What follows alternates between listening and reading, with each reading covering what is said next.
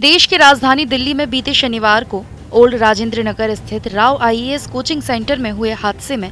3 मौतें दिल्ली एमसीडी की कार्यप्रणाली पर सवाल खड़े कर रही हैं। क्योंकि जिस राव आईएएस कोचिंग सेंटर में भरे पानी में डूबने से 2 छात्राएं और 1 छात्र की मौत हो गई थी, इसी कोचिंग का बेसमेंट में हो रहे संचालन को लेकर ग्वालियर के एक छात्र ने हादसे के करीब 1 महीने पहले जिम्मेदारों को चेताया था और सरकार के पीजी पोर्टल के माध्यम से ऑनलाइन शिकायत दर्ज कराई थी। लेकिन दिल्ली एमसीडी के अधिकारियों के लचर रवैये के कारण इतना बड़ा हादसा हो गया।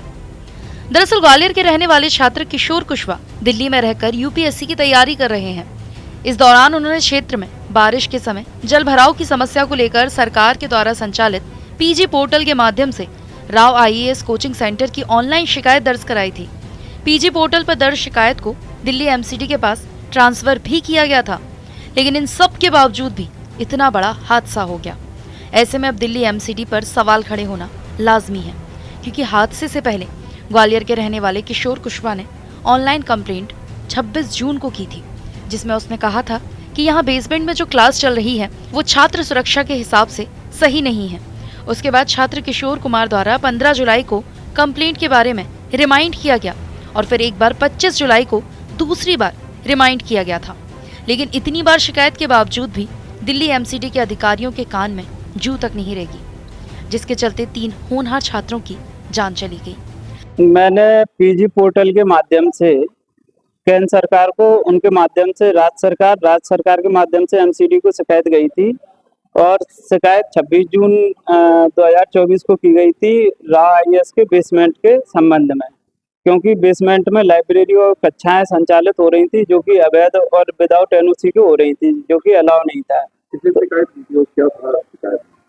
शिकायत में राव आईएएस के बेसमेंट के बारे में बताया गया था कि यहाँ पे क्योंकि उनका डबल बेसमेंट था और स्मार्ट लॉक लगा हुआ था उसमें, तो जिसमें वहाँ क्या है वाटर लॉगिंग जोन है और लो लैंड एरिया है, तो वहाँ पे जब भी बारिश 5 से 10 मिनट होती है तो कमर तक पानी रोड पे भर जाता है। तो वो तो बेसमेंट एरिया है, तो वहाँ पे कोई ऐसी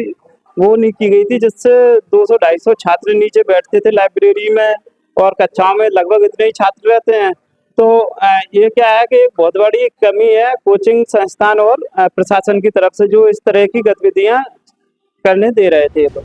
अगर समय रहते शिकायतकर्ता किशोर की बात को गंभीरता से लिया जाता तो शायद ये हादसा नहीं होता और 3 छात्रों की जिंदगी बच सकती थी।